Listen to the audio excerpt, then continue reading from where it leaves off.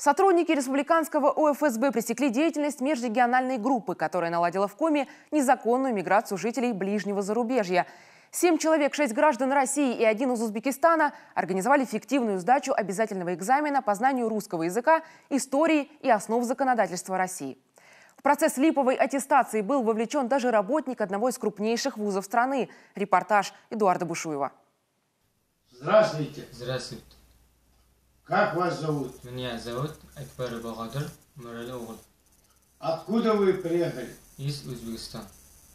На этих кадрах молодой человек отвечал на вопрос своего же земляка, причем на территории Коми, куда иностранцы приехали на заработки. Подобные видеоролики с перечнем стандартных вопросов и плохо заученных ответов стали снимать и отправлять в один из крупнейших московских вузов, начиная с 2015 года. После такого заочного эффективного экзамена на знание русского языка, истории и законодательства нашей страны мигрантам выдавали сертификаты, которые позволяли им получать разрешение на проживание и патенты на работу. Когда вы приехали в Россию? В этом приехал. Как выглядит флаг России? Красный, синий, белый. Как называется валюта России? Рубль. Кем будете работать? На стройке.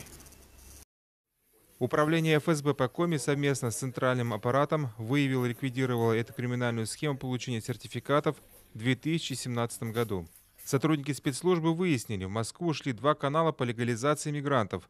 В Усинске, в основном вахтовиками из Украины, занимались Ольга Гельманова и Светлана Карелова. В Прилузском районе граждане Узбекистана договаривались с Садридином Мирзалиевым. 50-летний мужчина, врач по образованию, работал на лесозаготовительном предприятии мастером. Именно он на начальном этапе организовывал сбор документов и съемку видеороликов. Причем в этом он следовал четким инструкциям из Москвы. Ставится стул у какой-нибудь стены, чистой стены, да, садится человек, да, заранее изучает все вопросы, например, да, там, как тебя зовут, откуда ты приехал. Вот на следующий раз должен кто-то проводить русскоговорящий, то есть русский человек. Ну, я хорошо, это понял. В следующий раз будет по-другому. Но девочка будет, там у нас лаборантка есть, она будет диктовать, вопросы задавать. Они как будет, как типа учительницы. Мы начинаем субтест говорения. Вам нужно принять участие в диалогах. Ваш брат или сестра хочет приехать к вам в гости зимой. Даете ему или ей несколько советов. Конечно, брат, лучше не зимой, зимой не переходи. Зимой холодно здесь вообще, это прохладно. А лучше приезжай в лето. По подсчетам следствия, за 2 года по такой нелегальной схеме получили сертификаты не меньше 40 мигрантов из Узбекистана, Азербайджана, Армении, Молдовы и Украины. Каждый платил за это от 5 до 20 тысяч рублей. Их кураторы на местах забирали часть денег себе, а остальное вместе с документами отправляли Оксане Шиловой. После нее деньги по цепочке посредников переходили преподавателю Ивану Никишову, который являлся преподавателем одного из крупнейших вузов города Москвы, который посредством иных неустановленных лиц, которые также входили в состав этой организованной группы, данные сведения указанных лиц вносили в соответствующие документы, необходимые для получения вида на жительство, и впоследствии по цепочке передавались данные документы уже непосредственно заинтересованным лицам, то есть указанным мигрантам. Ивана Никишова сотрудники ФСБ по Коми задержали в Москве в ноябре 2017-го, сразу после окончания рабочего дня. Затем проводили его в офис и попросили открыть электронную почту, куда присылали материалы по мигрантам. Мужчина попытался отнекиваться, мол, не помнит пароля, но у спецслужбы нашлись аргументы.